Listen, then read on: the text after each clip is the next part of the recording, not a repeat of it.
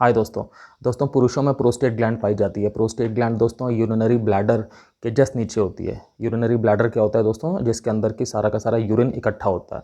ठीक है दोस्तों, तो जैसे जैसे उम्र बढ़ती है वैसे वैसे प्रोस्टेट ग्लैंड के साइज़ के भी बढ़ने की उम्मीद बढ़ती जाती है। तो क्या होता है कि दोस्तों एक कंडीशन पैदा हो सकती है जिसका नाम होता है बिनाइन प्रोस्टैटिक हाइपरप्लेजिया, मतलब प्रोस्टेट ग्लैंड का साइज़ ज़रूरत से ज़्यादा बढ़ गया। अब दोस्तों क्या होता है कि प्रोस्टेट ग्लैंड के अंदर से एक नली पास होती है जो कि यूरिन को कैरी करती है। यही नली फिर आगे चल के पेनिस के अंदर आती है और यूरिन शरीर के बाहर निकलता है। तो जब प्रोस्टेट ग्लैंड का साइज़ दोस्तों बढ़ता है तो नेचुरली फिर जो अंदर यूरिन की नली पास हो रही है उस पर दबाव भी बढ़ता है। तो फिर दोस्तों यूरिन के विभिन्न तरह के सिम्टम्स आना स्टार्ट हो जाते हैं। इस वीडियो में दोस्तों बात करते हैं कि प्रोस्टेट ग्लैंड के बढ़ने की वजह से दोस्तों किस किस तरह के लक्षण पैदा हो सकते हैं, क्या क्या रिस्क फैक्टर्स होते हैं दोस्तों, क्या क्या कॉम्प्लिकेशंस हो सकते हैं अगर इसका ठीक से इलाज ना किया जाए, इसकी डायग्नोसिस दोस्तों किस तरह से बनाई जा सकती है। साथ साथ दोस्तों इस बारे में भी बात करेंगे कि इसका इलाज किस तरह से किया जाता है और लाइफस्टाइल टिप्स भी मैं आपके साथ शेयर करूंगा। अगर किसी की दोस्तों प्रोस्टेट ग्लैंड बढ़ी हुई है जिसे हम हिंदी में गदूद भी कहते हैं, तो वो किस तरह के लाइफस्टाइल टिप्स को फॉलो कर सकता है ताकि उसकी जो प्रॉब्लम है, ताकि जो उसके लक्षण है वो उसे कम इफेक्ट करें।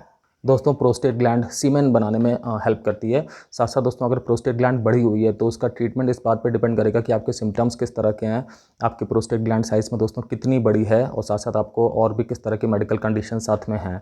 इन सारी चीज़ों का जो कॉम्बिनेशन है दोस्तों वो एक बार स्टडी करके फिर डॉक्टर्स डिसाइड करते हैं कि आपको किस तरह के ट्रीटमेंट की ज़रूरत है।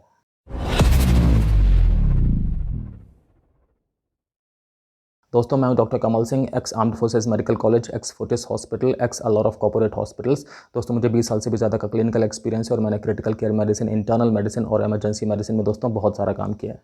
दोस्तों हम बात कर लेते हैं कि अगर प्रोस्टेट ग्लैंड साइज़ में बढ़ी हुई है तो उसे किस तरह के लक्षणों का सामना करना पड़ सकता है। ठीक है फ्रेंड्स, तो पहला लक्षण है कि ऐसा हो सकता है कि आपको यूरिन पास करने के लिए बहुत ज़्यादा अर्जेंसी बन जाए।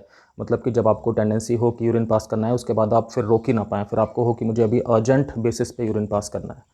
ठीक है दोस्तों, अगला सिम्टम है कि ऐसा हो सकता है कि आपकी यूरिन पास करने की फ्रीक्वेंसी बहुत ज़्यादा बढ़ जाए, मतलब आपको बार बार यूरिन पास करना पड़ रहा है। दोस्तों ऐसा हो सकता है कि आपको यूरिन पास करने में ट्रबल हो, मतलब आपको यूरिन पास करने की जो प्रोसेस आप स्टार्ट करते हैं उसमें आपको परेशानी हो, मतलब कि एक हेजिटेंसी हो यूरिन पास करने में, आप ठीक से यूरिन पास ही नहीं कर पा रहे हैं, रुक रुक करके यूरिन आ रहा है।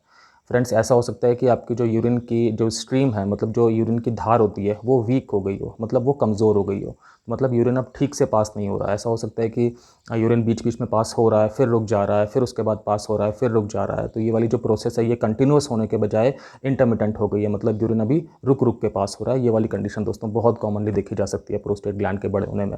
दोस्तों एक और सिम्टम होता है कि रात में ये टेंडेंसी बढ़ जाती है कि यूरिन पास करने के लिए आपको उठना पड़ेगा, आपको वॉशरूम जाना पड़ेगा। रात में यूरिन पास करने की टेंडेंसी दोस्तों नॉर्मल से ज़्यादा हो जाती है। दोस्तों एक और सिम्टम होता है कि जब यूरिन आपने पास कर लिया तो उसके लास्ट में फिर जो ड्रिबलिंग होती है, मतलब जो ड्रॉप बाय ड्रॉप यूरिन गिरता है, वो प्रोसेस बहुत लंबी चल सकती है।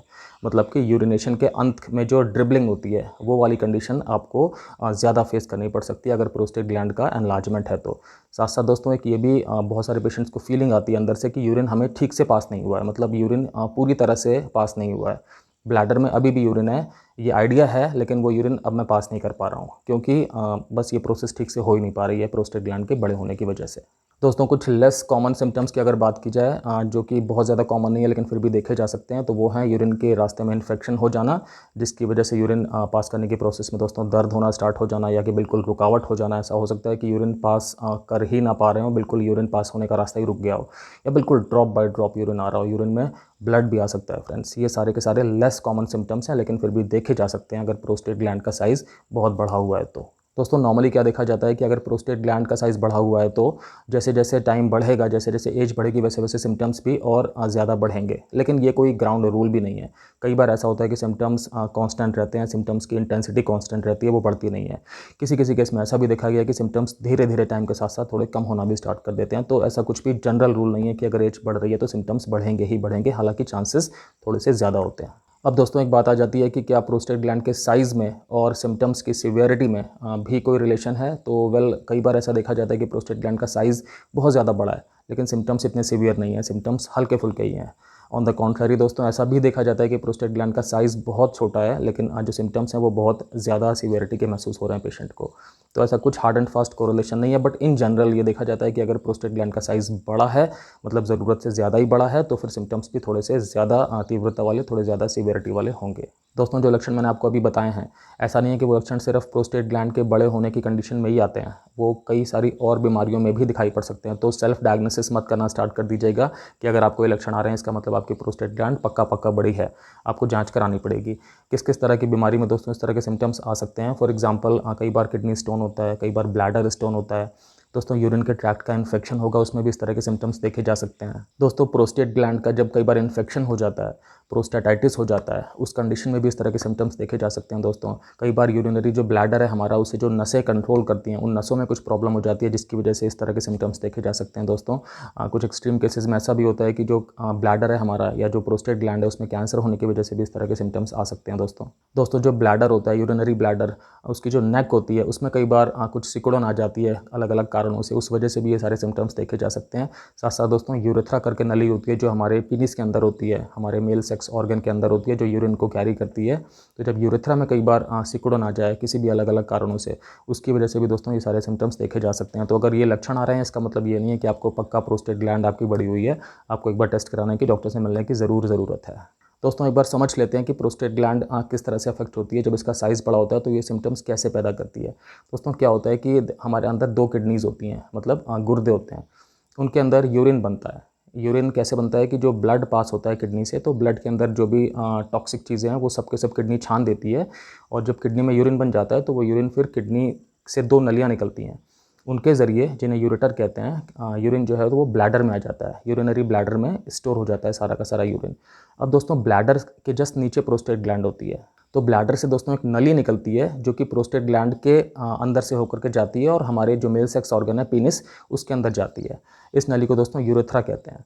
तो ये जो नली है क्या करती है, यूरिन को कैरी करती है, ब्लैडर से लेके आती है और मेल सेक्स ऑर्गन मतलब पीनिस के ज़रिए फिर शरीर से बाहर निकालती है। तो ये नली दोस्तों प्रोस्टेट ग्लैंड के अंदर से आ रही है। अब अगर प्रोस्टेट ग्लैंड का साइज़ बढ़ गया है तो फिर साइज़ बढ़ने की वजह से वो उस नली पे दबाव बढ़ना स्टार्ट हो जाता है। जब उस नली पे दबाव पड़ेगा, जो नली यूरिन कैरी कर रही है, तो फिर जाहिर सी बात है कि यूरिन के अलग अलग किस्म के सिम्टम्स आएंगे और पेशेंट को प्रॉब्लम होगी। तो ये ओवरऑल दोस्तों एनाटॉमी है कि किस तरह से प्रोस्टेट ग्लैंड के बढ़ने की वजह से हमें यूरिन के लक्षण आना स्टार्ट हो जाते हैं। दोस्तों अगर आपको वीडियो अच्छा लग रहा हो, अगर आप कनेक्ट कर पा रहे हो तो प्लीज़ लाइक कर दीजिएगा, और अगर आपने अभी तक सब्सक्राइब नहीं किया चैनल को दोस्तों तो सब्सक्राइब भी कर दीजिएगा। दोस्तों एक एक करके बात कर लेते हैं कि कौन कौन से रिस्क फैक्टर्स होते हैं जिनकी वजह से प्रोस्टेट ग्लैंड का साइज़ बढ़ने के चांसेस इंक्रीज़ हो जाते हैं, बढ़ जाते हैं। सबसे पहली चीज़ दोस्तों जो साइंटिफिकली प्रूवन है कि एजिंग, मतलब जो लोग ज़्यादा एज के होते हैं उनके अंदर चांसेस ज़्यादा होते हैं कि उनकी प्रोस्टेट ग्लैंड बड़ी होगी। तो दोस्तों इन जनरल 60 ईयर्स की एज के ऊपर चांसेस ज़्यादा हो जाते हैं कि प्रोस्टेट ग्लैंड का साइज़ अब बढ़ने लगा होगा। दोस्तों अगला जो रिस्क फैक्टर है वो है फैमिली हिस्ट्री। तो अगर फैमिली में ये टेंडेंसी है कि प्रोस्टेट ग्लैंड का साइज़ बड़ा होता है तो फिर आगे आने वाली जनरेशन में भी दोस्तों ये वाले चांसेस ज़्यादा हो जाएंगे कि जो भी लड़के हैं, जो भी पुरुष हैं, उनमें प्रोस्टेट ग्लैंड का साइज़ बड़ा होगा, अगर ये चीज़ फादर में या ग्रैंडफादर में है तो। दोस्तों अगला रिस्क फैक्टर है डायबिटीज़। अगर डायबिटीज़ है तब भी चांसेस इंक्रीज़ हो जाते हैं कि प्रोस्टेट ग्लैंड का साइज़ बढ़ सकता है। दोस्तों अगर हार्ट डिसीज़ेज़ हैं तब भी चांसेस बढ़ जाते हैं कि प्रोस्टेट ग्लैंड का साइज़ जो है वो इंक्रीज़ हो जाएगा।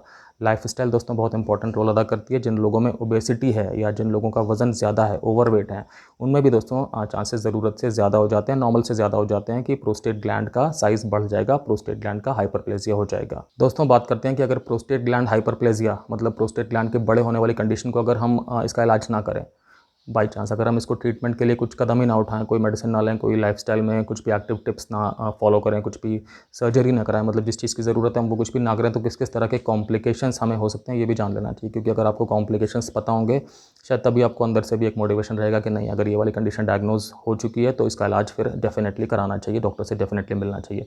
दोस्तों पहला कॉम्प्लिकेशन है कि यूरिन पास होना पूरी तरह से एकदम से अचानक से रुक सकता है, मतलब इनएबिलिटी टू पास यूरिन। ये चीज़ हो सकती है कि आपको यूरिन की सेंसेशन है, आपको ये अंदर से पूरी तरह से तीव्र इच्छा हो रही है कि आप यूरिन पास करें, आप पूरी कोशिश कर रहे हैं लेकिन आपका यूरिन पास नहीं हो रहा। दोस्तों अगला कॉम्प्लिकेशन है कि आपको यूरिनरी ट्रैक्ट इन्फेक्शंस हो सकते हैं।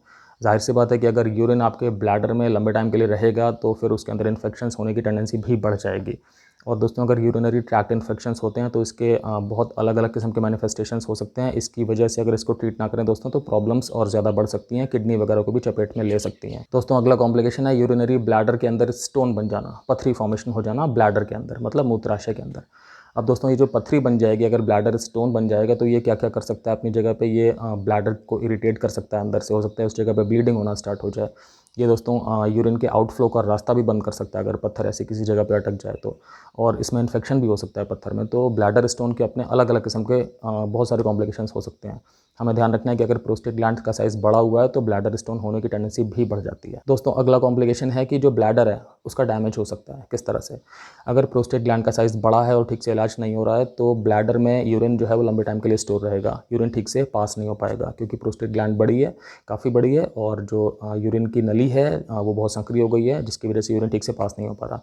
यूरिन अगर ब्लैडर में लंबे टाइम के लिए दोस्तों रहेगा तो उससे ब्लैडर की जो वॉल हैं, दीवारें हैं, वो स्ट्रेच रहेंगी, मतलब वो खींची हुई रहेंगी, और ये लगातार लंबे टाइम के लिए स्ट्रेच रहने की वजह से दोस्तों अब ब्लैडर की वॉल में कमज़ोरी आ जाएगी, जिसकी वजह से अब वो ठीक से ब्लैडर की वॉल को स्क्वीज़ नहीं कर पाएंगे। तो यूरिन जो पास करने की प्रोसेस है, ब्लैडर से जो यूरिन बाहर करने की प्रोसेस है दोस्तों, वो प्रोसेस अब थोड़ी सी इनएफिशिएंट हो जाएगी। ये एक कॉम्प्लिकेशन हो सकता है। दोस्तों अगला कॉम्प्लिकेशन है कि किडनी में भी डैमेज हो सकता है। अगर यूरिन बहुत लंबे टाइम के लिए ब्लैडर में स्टोर रहे, ठीक से बाहर पास ना हो सके क्योंकि प्रोस्टेट ग्लैंड बहुत बड़ी है और उसका इलाज ठीक से नहीं हो रहा है, जिसकी वजह से सिम्टम्स बने हुए हैं, तो जो बैक प्रेशर होता है उसकी वजह से दोस्तों किडनी पे फ़र्क पड़ सकता है। यूरिनरी ट्रैक्ट इन्फेक्शन जो पैदा हो सकते हैं उसकी वजह से भी किडनी पे फ़र्क पड़ सकता है और किडनी डैमेज होने की कंडीशन पैदा हो सकती है। दोस्तों अब डायग्नोसिस की बात कर लेते हैं, किस तरह से डायग्नोसिस की जाती है बिनाइन प्रोस्टेटिक हाइपरप्लेजिया की, मतलब प्रोस्टेट ग्लैंड के बड़े होने की। दोस्तों पहले तो इसमें हिस्ट्री ली जाती है जो कि थोड़ा सजेस्टिव होती है। अगर पेशेंट ये सारे सिम्टम्स बता रहे हैं जो यूरिन वाले सिम्टम्स हैं, फिर एक चांसेस इंक्रीज़ हो ही जाते हैं डॉक्टर के मन में आने वाले कि शायद प्रोस्टेट ग्लैंड का कुछ इन्वॉल्वमेंट हो सकता है। दोस्तों डिजिटल रेक्टल एग्जामिनेशन किया जाता है इसमें। इसका मतलब कि रेक्टम में फिंगर डाल करके समझा जाता है कि जो प्रोस्टेट ग्लैंड है क्या वो इतनी बड़ी है कि वो फिंगर के ज़रिए उसे महसूस कर सकते हैं। साथ साथ दोस्तों यूरिन टेस्ट किया जाता है देखने के लिए कि क्या कुछ और किस्म की प्रॉब्लम्स हो सकती हैं जिनके सिम्टम इस तरह के मैच हो रहे हों। ब्लड टेस्ट किया जाता है दोस्तों देखने के लिए कि किडनी के फंक्शंस वगैरह सब ठीक चल रहे हैं कि नहीं चल रहे हैं।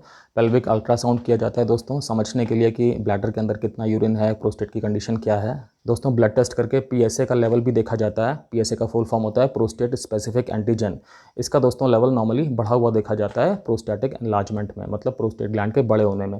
हालांकि ऐसा नहीं है कि पीएसए का लेवल सिर्फ तभी बढ़ता है जब प्रोस्टेट ग्लैंड बड़ी हुई हो, ये और भी कंडीशंस में बढ़ सकता है, बट हाँ फिर भी इसका भी असेसमेंट करके देखना होता है कि इसका लेवल कितना चल रहा है। दोस्तों यूरिन फ्लो टेस्ट किया जा सकता है जिसके अंदर ये पता लगता है कि जो आपका यूरिन का फ्लो है वो कितना स्ट्रॉन्ग है, कि आप ठीक से यूरिन पास कर पा रहे हैं या नहीं कर पा रहे हैं। दोस्तों post void residual volume test किया जा सकता है। ये देखने के लिए किया जाता है कि क्या आप यूरिन पूरी तरह से पास कर पा रहे हैं या कि आपके ब्लैडर में यूरिन बचा रह जा रहा है आपके यूरिन पास करने के बाद भी। तो क्या आपकी ब्लैडर एम्प्टी करने की जो कैपेसिटी है वो कंप्लीट है जितनी होनी चाहिए या नहीं है। दोस्तों आपसे डॉक्टर्स ये भी कह सकते हैं कि आप 24 घंटे के लिए एक रिकॉर्ड रखिए कि आप यूरिन कितना पास कर रहे हैं। इसे हम एक तरह से वॉइडिंग डायरी कहते हैं। वॉइडिंग मतलब यूरिन पास करना। तो इस रिकॉर्ड को देख करके भी डॉक्टर्स को अंदाज़ा लगता है कि आप यूरिन टोटल दिन में कितना पास कर रहे हैं, आपको कितनी बार जाना पड़ रहा है, कि आपको रात में जाना ज़्यादा पड़ रहा है या आपको दिन में भी रात में भी बराबर टाइम के लिए जा रहे हैं। सारी चीज़ों को असेसमेंट किया जाता है दोस्तों किसी किसी केस में ट्रांसरेक्टल अल्ट्रासाउंड करने की ज़रूरत भी पड़ जाती है। ट्रांसरेक्टल मतलब कि जो रेक्टम है उसके अंदर प्रोब डाल करके फिर अल्ट्रासाउंड करते हैं लोकल एरिया का, प्रोस्टेट ग्लैंड के बारे में दोस्तों ठीक से इन्फॉर्मेशन पता लगती है उसमें। किसी किसी केस में ये करना पड़ जाता है। दोस्तों किसी किसी पेशेंट में यूरोडायनामिक और प्रेशर फ्लो स्टडी करने की भी ज़रूरत आ जाती है। इसमें क्या करते हैं दोस्तों कि एक कैथेटर डालते हैं यूरेथ्रा के अंदर, जो आपके पेनिस में अंदर ट्यूब है जो यूरिन पास करती है, उसके अंदर एक कैथेटर डालते हैं जो कि ब्लैडर तक जाता है। फिर इसके ज़रिए दोस्तों वाटर या एयर पास की जाती है और ये देखते हैं कि आपके ब्लैडर के अंदर कितना प्रेशर बन पा रहा है और आपकी ब्लैडर की जो वॉल्स हैं वो किस तरह से अपना काम कर रही हैं, ठीक से कर पा रही हैं कि नहीं कर पा रही हैं, क्या वो ठीक से ब्लैडर एम्प्टी करने के लिए एफर्ट करने में सक्षम है या नहीं है। दोस्तों किसी किसी पेशेंट में सिस्टोस्कोपी भी करनी पड़ जाती है। सिस्टोस्कोपी करने का मतलब होता है कि जो यूरिनरी ब्लैडर है उसको ठीक से देखना, अपनी आंखों से उसको विजुअलाइज करना। इसमें भी क्या करते हैं दोस्तों कि एक टूल है जिसको कि हम यूरेथ्रा के ज़रिए डालते हैं अंदर और उससे हम यूरेथ्रा भी देख पाते हैं जिस तरह से वो आगे बढ़ता है, और जब ब्लैडर तक पहुंचता है तो हम पूरे ब्लैडर को देखते हैं। इससे दोस्तों हमें कई बार समझ में आता है कि अंदर की एग्जैक्ट कंडीशन क्या है। ये सारी चीज़ें दोस्तों मोस्टली उन्हीं केसेस में करते हैं जिसमें कि थोड़ा सा कुछ अलग सिस्टम होता है, थोड़ा सा कुछ कॉम्प्लिकेटेड डायग्नोसिस होती है या इतनी सिंपल डायग्नोसिस नहीं बन पा रही होती, वहाँ पे इन चीज़ों की नौबत पड़ सकती है। दोस्तों ट्रीटमेंट की बात करते हैं तो जब भी ट्रीटमेंट का पॉइंट आता है तो डॉक्टर्स हमेशा ये समझते हैं मन में कि ट्रीटमेंट आपको किस तरह का देना चाहिए। क्या ट्रीटमेंट एग्रेसिव देना चाहिए, ट्रीटमेंट सिर्फ मेंटेनेंस का देना चाहिए। डिपेंड करता है काफ़ी सारी चीज़ें, आपकी एज कितनी है, आपके सिम्टम्स किस तरह के हैं, आपके प्रोस्टेट ग्लैंड का साइज़ कितना कितना है, आपकी जनरल हेल्थ कंडीशन कैसी है, आपको साथ साथ में कोई बीमारियां और भी हैं या नहीं हैं, ये सारी चीज़ों को इवैल्यूएट करते हैं दोस्तों। अगर हम मेडिसिन की बात करें तो अल्फ़ा ब्लॉकर ग्रुप की मेडिसिन दोस्तों दी जाती है। ये इस ग्रुप की मेडिसिन क्या करती हैं एक्चुअली, ये जो ब्लैडर है और जो प्रोस्टेट है दोस्तों, उसकी जो अंदर मसल्स होती हैं, स्मूथ मसल्स, उनको रिलैक्स करती हैं। इसकी वजह से दोस्तों सिम्टम्स फिर धीरे धीरे कम होते हैं। दोस्तों अगला ग्रुप है जिसका नाम है 5 अल्फ़ा रिडक्टेज इनहिबिटर। इस ग्रुप की मेडिसिन क्या करती हैं कि जो प्रोस्टेट ग्लैंड है उसको थोड़ा सा श्रिंक करती हैं, मतलब जो भी हार्मोनल चेंजेस होते हैं दोस्तों, जिस वजह से प्रोस्टेट ग्लैंड का साइज़ बढ़ता है, उन चेंजेस को ये थोड़ा सा रिवर्स करती हैं, ताकि जो प्रोस्टेट ग्लैंड का साइज़ बढ़ा हुआ है वो साइज़ धीरे धीरे सिकुड़े, धीरे धीरे कम हो। ये इस ग्रुप के मेडिसिन का दोस्तों मेन काम होता है। कई बार दोस्तों कॉम्बिनेशन थेरेपी भी दी जाती है, मतलब अल्फ़ा ब्लॉकर भी दिया जाता है जो कि प्रोस्टेट और ब्लैडर की मसल्स को रिलैक्स करने में हेल्पफुल होती हैं, और साथ में 5 अल्फ़ा रिडक्टेज इनहिबिटर भी दिया जाता है जो प्रोस्टेट ग्लैंड के साइज़ को कम करती हैं। दोस्तों किसी किसी पेशेंट में टडालाफिल नाम की मेडिसिन भी दी जा सकती है, जो नॉर्मली वैसे इन जनरल इरेक्टाइल डिसफंक्शन के लिए यूज़ की जाती है, इंपोर्टेंस जिसे कह सकते हैं, जिसमें कि मेल सेक्सुअल एक्ट के टाइम पे जो मेल सेक्स ऑर्गन है, पीनिस है, उसमें ठीक से इरेक्शन नहीं आता, ठीक से स्ट्रेंथ नहीं आती। प्राइमरली तो उस चीज़ के लिए यूज़ की जाती है टडालाफिल, लेकिन उसका रोल बिनाइन प्रोस्टेट हाइपरप्लेजिया, मतलब प्रोस्टेट ग्लैंड के बड़े होने में भी देखा गया है। दोस्तों किसी किसी केस में सर्जरी की ज़रूरत भी पड़ जाती है। डॉक्टर्स डिसाइड करते हैं कि क्या आपका मेडिसिन से ट्रीटमेंट हो जाएगा ठीक से, या कि आपको सर्जरी की आवश्यकता है। तो कई बार ऐसा होता है कि मेडिसिन के ज़रिए आपको रिलीफ नहीं मिल पा रहा, आपके सिम्टम्स उतने ही हैं या बढ़ रहे हैं, जिससे आपकी लाइफस्टाइल अफेक्ट हो रही है। ऐसे केसेस में डॉक्टर सर्जरी ऑप्ट कर लेते हैं। कई बार दोस्तों मेडिसिन की वजह से आपको साइड इफेक्ट्स कुछ ज़्यादा हो रहे होते हैं, ऐसे में भी फिर कोई और चांस नहीं बचता, बल्कि सर्जरी ही चांस बचता है दोस्तों। कई बार दोस्तों पेशेंट बिल्कुल यूरिन पास करने में ही असक्षम होता है, किसी तरह से यूरिन पास नहीं हो रहा होता, और मेडिसिन के ट्रायल का भी कोई इफेक्ट नहीं देखा जा रहा होता पेशेंट में, ऐसे में भी सर्जरी फिर ऑप्ट करनी पड़ जाती है। दोस्तों कई सारे पेशेंट्स में किडनी में कुछ प्रॉब्लम हो गई होती है, जिसकी वजह से फिर मेडिसिन का ट्रायल दे पाना संभव नहीं होता, वहाँ पर भी सर्जरी की ही आवश्यकता हो जाती है। दोस्तों कई बार क्या होता है कुछ पेशेंट्स को कि उन्हें प्रोस्टेट ग्लैंड के बड़े होने की वजह से वो मेडिसिन खाते हैं, लेकिन मेडिसिन खाने के बावजूद उन्हें बार बार यूटीआई होते हैं। यूटीआई मतलब यूरिनरी ट्रैक्ट इन्फेक्शन। बार बार उनके ब्लैडर में स्टोन बनने स्टार्ट हो जाते हैं, बार बार उन्हें यूरिन में ब्लड आना स्टार्ट हो जाता है। ऐसे में भी दोस्तों अगर मेडिसिन का ट्रायल दिया गया उसके बाद भी ये सारे सिम्टम्स आ रहे हैं, ये सारे कॉम्प्लिकेशंस पैदा हो रहे हैं, तो डॉक्टर्स फिर इस बेसिस पे आ सकते हैं कि अब आपका सर्जिकल ट्रीटमेंट कर देना चाहिए, अब प्रोस्टेट ग्लैंड का जो साइज़ बढ़ा हुआ है उसे सर्जिकली ठीक कर देना चाहिए। दोस्तों बहुत अलग अलग किस्म की सर्जरीज होती हैं प्रोस्टेट ग्लैंड के एनलार्जमेंट को ठीक करने के लिए, इसको कंट्रोल करने के लिए।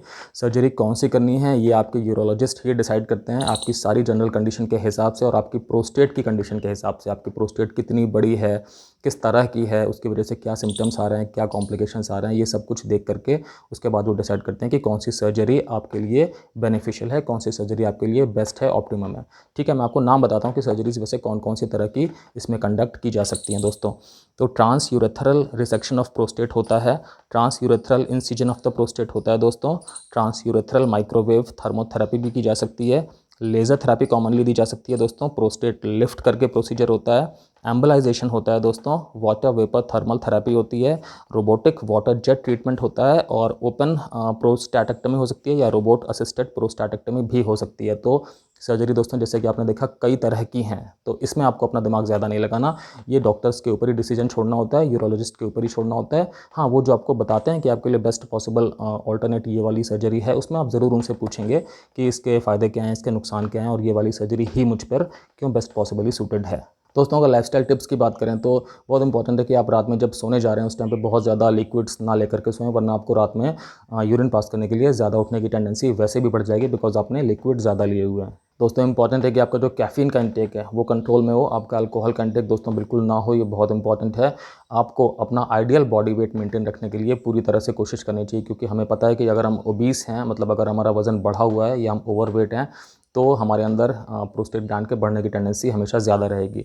बहुत इंपॉर्टेंट है कि आप एक अच्छा जो ऑप्टिमम बॉडी वेट होना चाहिए आपकी हाइट के हिसाब से, वो अचीव करिए। दोस्तों आपको एक्टिव रहना चाहिए फिजिकली भी, क्योंकि देखा गया है कि जो लोग एक्टिव रहते हैं, एक्सरसाइजेस करते हैं, जिनका पेल्विक रीजन थोड़ा एक्टिव रहता है, उनके अंदर चांसेस थोड़े से बेटर होते हैं कि उनके सिम्टम्स थोड़े से ज़्यादा कंट्रोल में रहते हैं। इन जनरल देखा गया है दोस्तों ये। साथ साथ आप जो कुछ भी खा रहे हैं आपको वो भी वॉच करना चाहिए, ध्यान रखना चाहिए। कई बार कुछ खाने की चीज़ें ऐसी होती हैं, स्पेशली वो बाहर की चीज़ें होती हैं, जिन्हें खाने के बाद कि हमारा ब्लैडर थोड़ा सा ज़्यादा इरिटेट हो जाता है, हमें बार बार यूरिन पास करना पड़ता है। तो अगर आप ऐसी कोई कोरिलेशन बना पा रहे हैं कि एक पर्टिकुलर चीज़ का इंटेक करने के बाद मुझे बार बार यूरिन पास करने जाना पड़ता है और मुझे यूरिन पास करने में प्रॉब्लम भी होती है, तो आप उस चीज़ को पूरी तरह से अवॉइड कर देंगे तो अच्छा रहेगा। दोस्तों, इसमें हमेशा ये भी एडवाइजेबल होता है कि जब भी आपको यूरिन पास करने की सेंसेशन हो, जब भी आपको पहली बार ऐसी सेंसेशन आए कि आपको यूरिन पास करना है, आप वॉशरूम चले जाइए। उस चीज़ को होल्ड मत करिए, क्योंकि जितना आप उस चीज़ को होल्ड करेंगे उतना फिर ब्लैडर की जो मसल्स हैं उनमें वीकनेस रहेगी, क्योंकि ब्लैडर आपका स्ट्रेच रहेगा।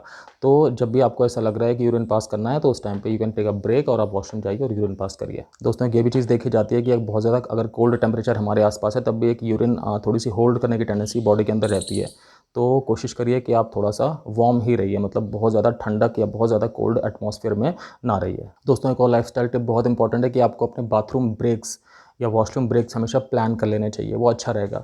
फॉर एग्जांपल कि मैं हर घंटे वॉशरूम जाऊंगा यूरिन पास करने के लिए, या मैं हर 2 घंटे में एक बार जाऊंगा, डिपेंड करता है कि आपकी यूरिन पास करने की टेंडेंसी कैसी है। इससे क्या होगा दोस्तों कि आप सरप्राइज से बचेंगे कि फॉर एग्जांपल आप 2 घंटे पहले गए थे यूरिन पास करने के लिए और अभी आप सो रहे हैं, लेकिन आपको अचानक से नींद खुली कि आपको बहुत तेज़ यूरिन की सेंसेशन हो रही है, और अगर आप अभी 1 मिनट के अंदर नहीं गए तो फिर आप शायद यूरिन अपने कपड़ों पे पास कर लेंगे। इस तरह की चीज़ों से थोड़ा बचाव होने की टेंडेंसी बढ़ जाएगी अगर आप अपने बाथरूम के ब्रेक्स दोस्तों प्लान कर लेंगे और रेगुलर ड्यूरेशन पे आप खुद ही अलॉट कर देंगे वो टाइम कि चाहे मुझे यूरिन आ रहा हो चाहे ना आ रहा हो, मैं हर 2 घंटे के बाद एक बार वॉशरूम जाऊँगा। इससे आप अर्जेंसी से बच सकते हैं।